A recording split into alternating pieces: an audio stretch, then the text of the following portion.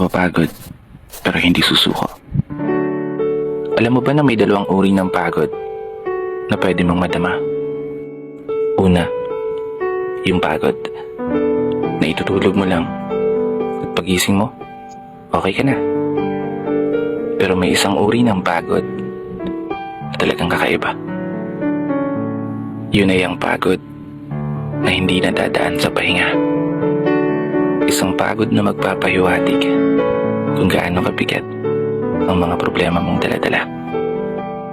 Pagod na magpapanginig ng mga luha sa mata. Pagod na magdidikta sa'yo para sabihin ayaw mo na. Mapapatanong ka na lang talaga, saan nga bang direksyon ng aking mga paa?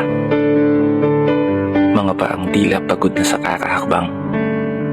Mga paang ngimay na sa kada tapak sa baitang ng hagdan.